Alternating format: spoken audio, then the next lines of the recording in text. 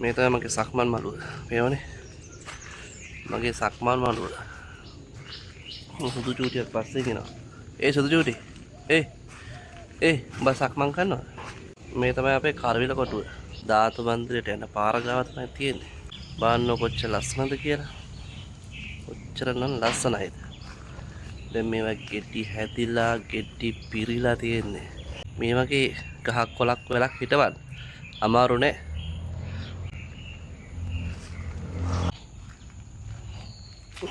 මේක මෙතන මාර සුවඳයි.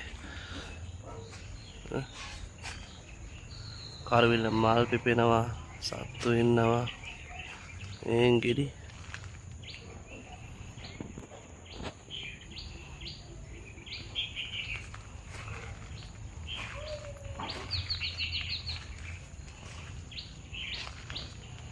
කොහොමද කරවිල කොටුව? මේවා තමයි පුතා කරවිල කොටු කියන්නේ.